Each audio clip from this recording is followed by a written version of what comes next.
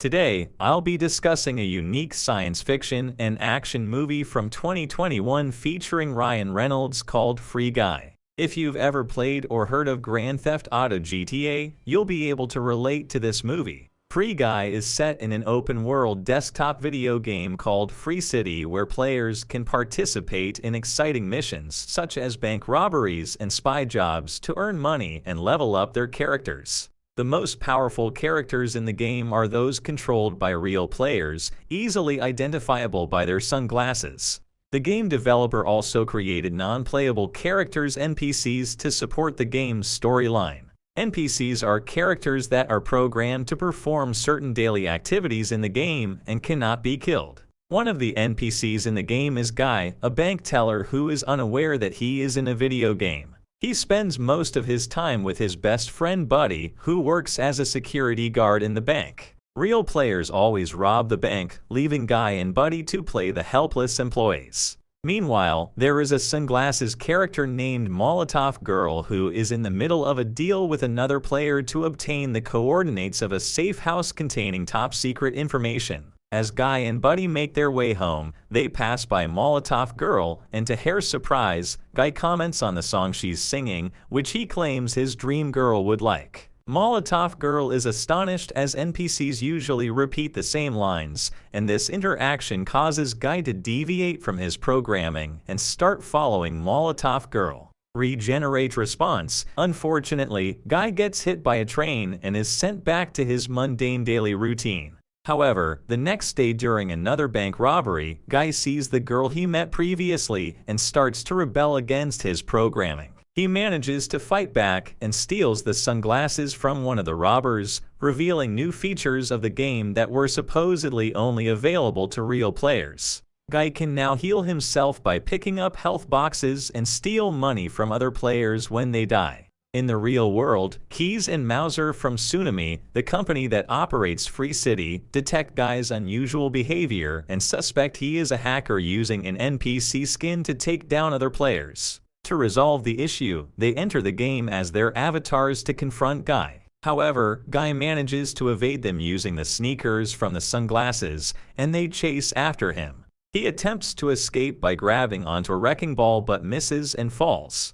Fortunately, he saves himself using a bubble suit. The Tsunami employees then hit him with a police car, believing they have taken out the hacker for good. However, Keys notices that the number of online players hasn't changed, indicating that it wasn't a hacker. Suddenly, an interview with Keys and Millie from earlier years is displayed, revealing that they were the masterminds behind Free City before the owner of Tsunami, Antoine, stole their original code from Life Itself game, a game they developed. Millie, surprisingly, is the player behind the Molotov Girl character. Millie approaches Keys and requests his help to gather evidence of Antoine's wrongdoing, as she knows that the stolen code proof is hidden in a secure location.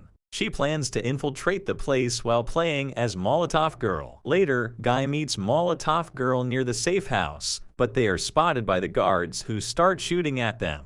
Guy offers to help her, but he is only at level 1, while Molotov Girl is at level 195, making it impossible to join forces. Guy starts to take on missions and perform heroic deeds, which makes him famous in the game and goes viral in real life with the nickname the Blue Shirt Guy. He even appears as a question on the quiz show Jeopardy! Eventually, Guy reaches level 102. The next day, he tries to persuade his best friend Buddy to join him after stealing sunglasses from a player who is doing a heist mission at the bank. However, Buddy declines, thinking it is too risky. Antoine notices Guy's popularity and wants his employees to keep him in the game. Moreover, despite Free City 2 not being fully developed and containing bugs, Antoine plans to launch the game in 2 days and tells Keys that it is not backward compatible with the original game, meaning that many characters will not be playable in Free City 2. The safe house holds the stolen code, and Molotov Girl plans to infiltrate it.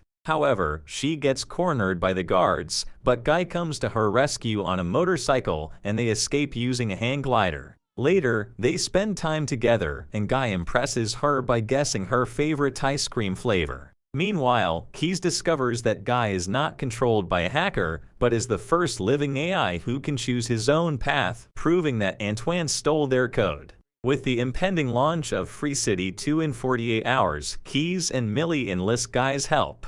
Millie informs Guy that he is just a video game character and will be deleted if he doesn't assist her. Upset, Guy runs to the beach where he realizes something is hidden and decides to help Molotov Girl. He then asks Buddy to accompany him to the safe house where the stolen code is kept. The guards at the safe house turn out to be big fans of Guy and are thrilled to meet him, allowing him to take whatever he wants and even asking him to kill them, but he refuses. Guy brings the stolen code to Millie, but his increasing popularity in the game worries Antoine, who fears it will hurt sales of the upcoming Free City 2. Mouser suggests rebooting the system to reset Guy to his default form. During the reboot, Millie and Guy access a file that confirms Antoine stole their code and shows an island that Guy claims to have seen but cannot recall the location. After the reboot, Guy no longer remembers Millie, but Keys explains that Guy is programmed to always search for his dream girl and needs a trigger to remember. Molotov Girl kisses him, restoring his memory, and they realize the island is reflected in the blinds of his apartment. As a result, Keys deduces that the island is concealed beyond the horizon of the city. Guy and Millie then rally all the NPCs in the game and inform them that there is an island beyond the city where they can act and move freely, rather than being confined to their programmed actions. This inspiring speech motivates the NPCs to begin acting on their own volition. With all the NPCs gone, the players are perplexed. Mouser then presents Antoine with footage of Guy and Millie taking the secret file from the safe house. Antoine realizes that Millie is implicated and orders Mouser to eliminate them and expel them from the game. Mouser abuses his authority as the game developer to obliterate Guy and Millie while Guy drives them away from the city. Fortunately, with Keys' assistance, a ramp suddenly emerges and they are able to escape. They arrive at the beach, but Keys is apprehended and terminated from the company. Prior to departing from Antoine's office, Keys provides his final aid to the duo. Keys discovers that the island is located beyond the city's horizon. He orders Mouser to kill Guy and Millie and kicks them out from the game. But Keys helps them escape by creating a bridge, and they arrive at the beach. Antoine then deploys Dude, a stronger version of Guy, but Buddy arrives to help.